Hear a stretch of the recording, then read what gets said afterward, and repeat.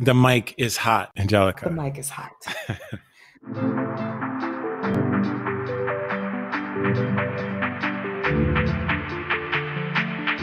My name is Harrison Wheeler, and you're listening to Technically Speaking.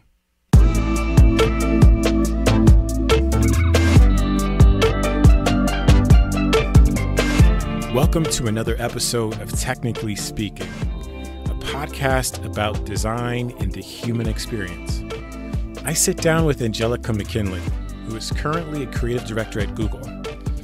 She has had such an array of experience around design, even writing for the New York Times, coding, and communication design. I mean, she knows her stuff. In this episode, we'll talk about specifically what equity in illustration means and the important role that it plays as brands need to have a point of view on social issues. If you've ever seen the doodles on Google as of late, which I'm sure you have, you can probably trace it back to her. We'll touch on the impact of the work that she did on Juneteenth and the responsibility and impact that it carried for her. This project for Juneteenth was a lot. I think it was pressure not only just for myself, of just the standard I hold myself to, but just how momentous this time is, and then this holiday within this time. Angelica, welcome to the show. How you been? I'm doing good. How are you, Harrison? I'm good. It's been an eventful 3 months, but we're trucking through it. It has been a year in 3 months. 2020 really laid some bricks on us. Some good ones in terms of some hope for the future, some hope for some change, but it's been a very emotionally tough year. But I'm happy to be here with you and for us to just be having this conversation at the same time. Well, I'm glad that you're here. How long have you been out in the Bay Area? I've been in the Bay Area for about 3 years now. Actually, I just had my 3rd year anniversary in April, and it has been a lot. I've learned a lot. For me, it's definitely been an experience. I started kind of my career at 100-year-old institutions called newspapers, for people who may not, know what those are. But now they're called media organizations. But I started off there, and to then especially start my tech and Bay Area journey with a startup by working at Slack, it was definitely a change. If you had one word, how would you summarize that pivot? Ooh, one word. I think I would say three words. I'll help you out. Yes, help me out. Throw me a little bone. I would say in 3 words, the pivot was transformational and eye-opening. How so? Eye-opening because, just being a Black person in tech, they really started to hit home to me. I was oh, I can now actually see with my eyes what people are talking about. And I think that was important. And it's also made me realize that how sometimes media organizations cover California is maybe not as well balanced as we would like for it to be. You mentioned that you'd worked at the New York Times. You've moved out here. I've seen you work at organizations like Slack, Apple, and now you're working at Google. What has that been like? You're looking at writing, you're looking at coding, illustration, marketing. How do you maintain, these different sort of skills on different mediums and platforms?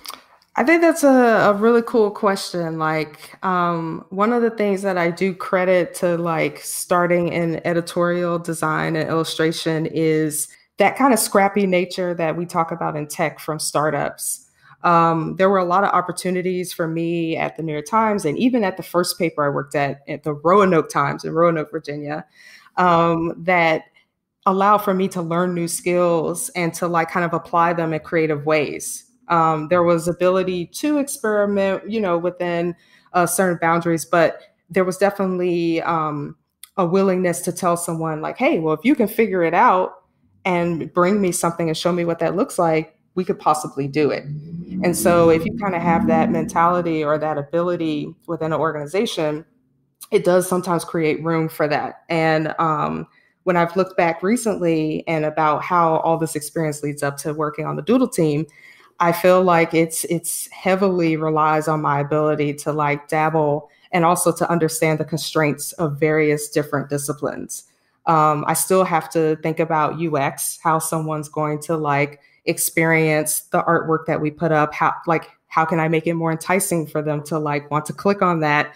Because I've definitely read about people on Twitter saying that well, today I decided to click on it. So, I'm curious about that just as much about the art part of it. And I think also one of the things that I think is really fun is that I didn't really spend a lot of my career making videos, but my first two Google Doodles, well, actually the first three, yeah, or the biggest ones have been like video and really like playing more with that medium, even though it was something that I sort of had learned skills. Like I knew how to use Final Cut Pro or how to like kind of play around in Adobe Premiere from my time in news, because you might be asked to like, hey, can you put together these like clips real quick? So Google Doodles, like that is a very high profile responsibility when it comes to design. I mean, Google's like the gateway to the internet. How do you handle that pressure, if there's any? Oh man, speaking of pressure, this project for Juneteenth was a lot. I think it was pressure not only just for myself, like of just like the standard I hold myself to, but just like how momentous this time is, and then this holiday within this time. And I think the other thread that I guess I kind of you see throughout my career and through leading up to the Google team is that I am huge into information and visual storytelling. I love being able to tell stories about our people or tell stories about the Black experience in an elevated way, like through these like highly sophisticated visuals or through just like the mechanisms of like, using different digital tools or using new techniques. I feel like our stories should carry that same weight. And that's how I felt in journalism as well. And so, yeah, I think there's a lot of pressure I put on myself with thinking about all those things. And to be honest with you, during this time, that project was extremely hard. There were very many times where I like was crying or kind of felt like, is this an important thing to do? Should I be out like using my body as a form of expression about what's going on? Should I be online, like writing things and sending things and sharing things? Like so many thoughts went through my mind about it. And it really was like the help of like my husband, who I feel like a super steady rock, like he's always clear through these things. But even just talking with other friends and people and being like, but hey, there is a voice that you have and you've always used it in this way. And so how can you make the most of this opportunity? Sort of like the different mediums that you've worked in. It seems like this has kind of been the convergence of all of those experiences. It's just the output is in a different sort of medium. I think multiple times in my career, I've been a designer as a part of a project, right? Like you may start off as a junior designer in news and editorial. You're like a junior designer on a team. And there's maybe a lead, right? And then maybe you move up into that like more senior role. Someone's not really looking over your work. You're getting easy approvals. People start to trust you and your caliber. And then it like moves up into leading like other people. Maybe it's not managing them hands-on, but you're kind of leading the like creative vision, the artistic vision. And I feel like that definitely has felt like a natural progression. But I would even add in that for me, I've also made some lateral moves as well as like trying to move up to be like more senior. And then those lateral moves have, to me, really taught me a lot. I think definitely moving to tech really helped me, one, with articulating the things that I knew I could do, but we didn't talk about in that way in the like media world. Like one of the things I remember having a conversation with someone about was like redoing my entire resume and like really getting a lot of the jargon from news out of it and really trying to focus on like, well, what was the result of the efforts that I did? Like I may have like led the design of like this section, but what does that really mean? That means like I really actually created a visual framework that other designers could use and pick up very easily. I made libraries. that updated with the frequency of our like visual language. Like I created documentation, like really getting into like, well, what was the result? And I really thought it was interesting that that was something in the transition that wasn't really expressed. Right. Like, that it wasn't something I knew and it wasn't something someone was telling me. So speaking of like the results, like what has been a result of your work, like doing, these doodles? One, I think the result has been much more variety of the types of illustrators that we work with. I think that the team was already like moving in that direction. I think that that's very important to Google and to the team. I think that, I help bring a different perspective. I know I'm always pushing one for people who don't always fit the classic mold, right? Like I think we tend to like elevate, like especially art and illustration to a certain standard. And I want to kind of bring a little bit of the less perfectness in, right? And I think it's something I've thought about over the years working as a designer. Like you've worked in different ones where at first they were like, it needs to be pixel perfect, or we need to make sure everything is all tidy and lined up correctly, right?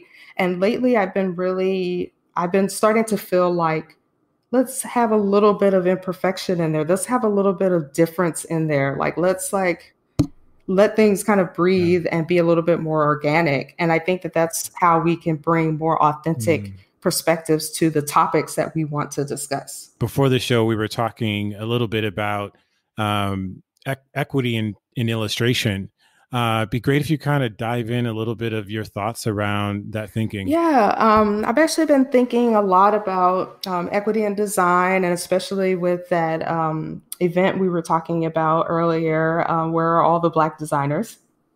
And thinking about it specifically with illustration, when I first moved to tech, I was working on a redesign of Slack.com. And I ended up stumbling upon this art director's article that talked about how all the illustrations in Silicon Valley was starting to look the same. And it was kind of like this trend at that time, which is like small heads, big bodies, like this kind of thing. And I feel like, part of it was just like, these figures are very like relatable. They're like vector and kind of loose. But also like graphic.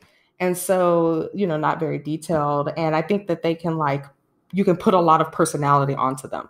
But the personality that tech and most companies seem to gravitate towards is like, happiness and more like joyful expressions. And I think when we think about equity in illustration, we have to think about people of color and specifically Black people bringing their experience into their artwork. And bringing like the tools of which maybe they learned into their artwork. And how can we be more accepting and inclusive of that in their work? Because, this is kind of art. So there's a bit of subjectivity to it. Yes, there's some like analytical and hardcore things you can derive from it, but there's a bit of that heart in illustration that you still want to keep there. And so I think it's about like allowing artists to bring their full selves and allowing them to like express that in what they're doing and not trying to control so tightly. And I think with tech in general, I think it's a challenge with illustration about expressing different emotions. How do you, because it also could be tied, like in the case of doodles, like very closely with your brand, right? So how do you express different emotions, but in a meaningful way? Are there any examples of companies you think that are doing this well right now, or is that sort of yet to be seen? I think a lot of companies are kind of going back to the drawing board and kind of like having some more conversations about how they can show up a bit more meaningfully, right?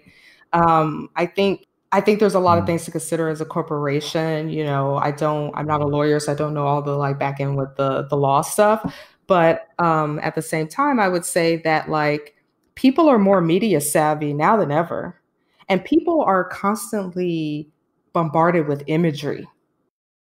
About that with everything that's going on now, right? Like there's so many images at my disposal to a point where sometimes it can become overwhelming. Or as I said, I think people have just gotten extremely more savvy. they're able to really cut through some of the BS or just some of the like, that doesn't feel very authentic. And so, like, when it comes to, I think, branding and identity, I Right. think, yes, you want to like make sure you're staying aligned with like your company and how it is viewed, playful or, helpful or like some of those other adjectives that we may use. But I think it's also going to, and I think TechCrunch may have did a story about this a few years ago, but it really stuck with me. It said like branding in the future is going to be a bit more tied to the actual kind of like things your company believes in. Like what we're seeing now, especially in the midst of Mm. these huge historical like moments around like racial equity, I think, gender, just all of these like topics that to me, like, it's like, oh, a side thing. They're like a large part of the conversation that I think brands not having a comment or not having a point Right. of view is going to alter. What are some things you think that, folks that are working in illustration and organizations can do Yeah. today to build in more equity around illustration and imagery? The first thing I think people can do to build in more equity in illustration is check your sources, boo. Where are you sourcing people?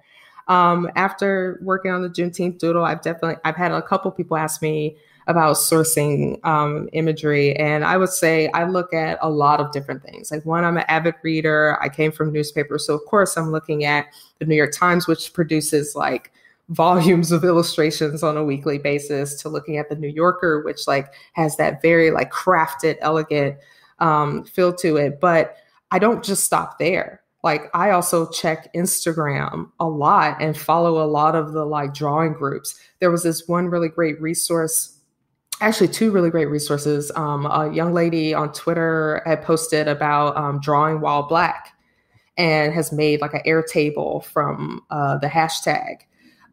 There's also, I think there's like a Black designers website, Blacks in Design, using that to maybe look for people. I have a friend who he has a company called Meaningful Gigs, which helps place designers from Africa into like different roles because he feels like design is going to be this equitable thing, especially now that the tools are more web-based. And so I think we have to really go outside our comfort systems and really try to look with a more kind of like futuristic eye on the people that we're looking at. Like, I like to try not to say that like someone's necessarily not ready, but I like to say, I haven't found the subject yet. I haven't found the match yet. But really being just a lot more proactive because there's so many great groups and resources. And even if like a social media search doesn't yield like a person immediately, I've found like 5 or 6 people who like may come up for a different project. I found a couple new groups that I could follow that invest in artists. And it just kind of keeps helping that community because once again, I think art and design are just communities. And how do we like bolster those communities for different groups? Like some of my favorite things that have been to look for is Indigenous artists and Indigenous illustrators or animators or creators. Like, thinking about that group and like not just Indigenous to the US, but thinking globally, people who are Indigenous to Australia or Canada. Like, how can we also like weave their experience into the things that we create? The second thing about equity, I would say, is probably demystifying a little bit of the veil with illustration. I definitely have artistic ability, but I do not call myself an illustrator. But I think that that's okay. And I think sometimes that isn't said enough or isn't said like what the experience of being an illustrator and also what the experience of being an art director, creative director, working with an illustrator is. And I think especially thinking about my like news days, I think of art directors a lot like photo editors and things like that, where we're like shaping the vision. Like, and we're really good at identifying the talent that can take us to that vision.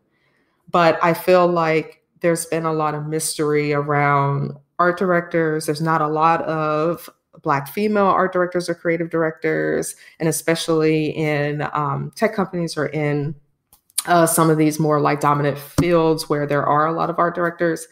And I think part of it is just this feeling like it can be kind of insurmountable. Like, how do I get there?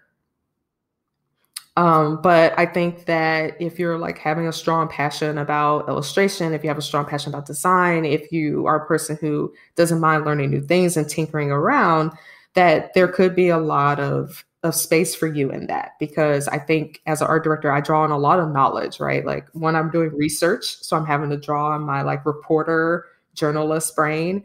I'm also having to draw into my artistic side and think about like, how do I want this to feel? What is the right style? I'm also having to lean into my people person and like extrovertness for this, like, you know, to like really get people on board for a project. Not some people may be surprised, but not everybody necessarily wants to work with your company.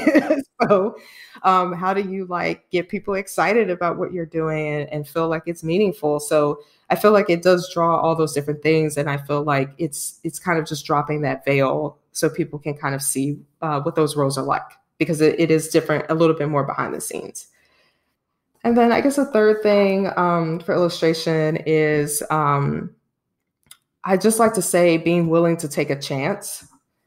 I think I know when you're producing at certain levels, it can feel very hard to take a chance, but I think there are definitely different levers and different projects to pull on where you can use someone new, or maybe look for someone who's like budding out of college, or maybe taking a chance on someone who may not be as digitally savvy, but their artwork is really, really great. And how can you like bring them into this new sphere?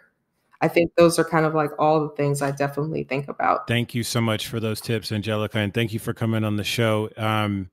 Is there anything that you want to leave with the listeners before the episode ends? I think the last thing I want to leave with listeners, and especially our Black designers out there, is that I could not have anticipated this path. I could not have like written it in a book. I did keep like one journal that I read recently where I said, well, I know I don't want to be just a page newspaper designer anymore. So like, I feel like there's like some little things we know, but we never really know where we're going. And I feel like what has made it the journey sad, but also sweet sometimes, is being open to like different roles, being open to like learning new things, and really keeping learning and, you know, some fun too. I'm just like a huge book nerd, but learning and like fun as a part of it, and not, and everybody's journey won't be the same. Like I said, it's kind of amazing when I look back and I'm like, yo, I started off making $30,000 in Roanoke, Virginia. You know, it's some persistence, but some luck, right, but also some like, hey, I think this is interesting, or like, I want to try this, and being open to that experience.